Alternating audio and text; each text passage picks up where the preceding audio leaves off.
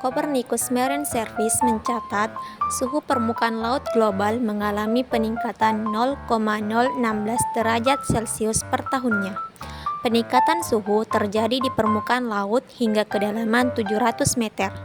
Oksigen akan berkurang dan karbon dioksida akan terserap sehingga menyebabkan penurunan pH laut yang akan berdampak pada pemutihan terumbu karang serta kepunahan biota laut yang tidak dapat bertahan akibat perubahan suhu laut dan pH yang berubah. 2. Menghilangnya salju abadi di Puncak Jayawijaya, Papua. Menurut BMKG, tahun 2016 hingga 2020, lapisan salju di Jayawijaya terus menipis. Luasnya berkurang 0,07 km persegi dan ketebalannya berkurang 2,5 meter per tahunnya. Hal tersebut disebabkan karena yang pertama, pemanasan global, kedua, El Nino, ketiga, alih fungsi hutan, dan yang keempat, penebangan hutan secara liar. Hilangnya salju abadi di Puncak Jayawijaya menandakan suhu di Indonesia semakin panas. Tidak hanya itu, kuantitas dan kualitas air juga akan terdampak. 3. Kenaikan permukaan air laut. Menurut NASA, ketinggian permukaan air laut 17 hingga 20 cm lebih tinggi daripada 1 abad yang lalu.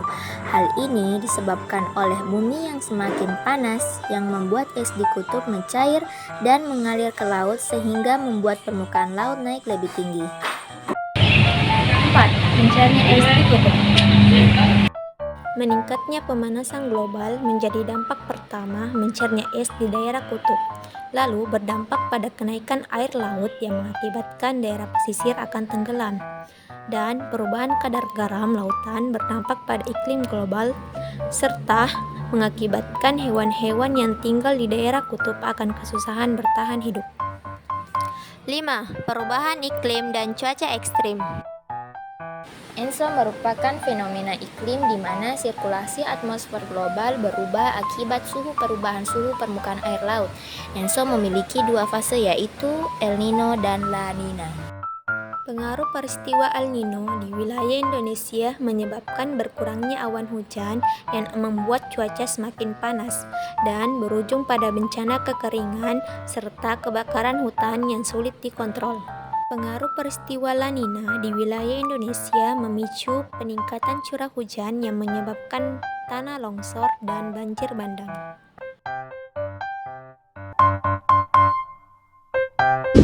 Adapun kegiatannya yaitu yang pertama, menggunakan kendaraan bermotor. Yang kedua, membakar sampah. Yang ketiga, menggunakan bahan bakar fosil untuk peralatan pertanian. Yang keempat, pembangkit listrik tenaga uap. Yang kelima, membakar hutan. Yang pertama, menggunakan transportasi umum atau transportasi ramah lingkungan seperti sepeda dan kereta api. 2. Melakukan efisiensi energi, mematikan lampu dan peralatan listrik yang tidak digunakan. 3. Mengurangi penggunaan kertas. Ternyata penggunaan kertas secara berlebihan dapat mengurangi kadar kenaikan CO2. 4. Mengurangi penggunaan motor atau peralatan bertenaga bahan bakar fosil. 5. Melakukan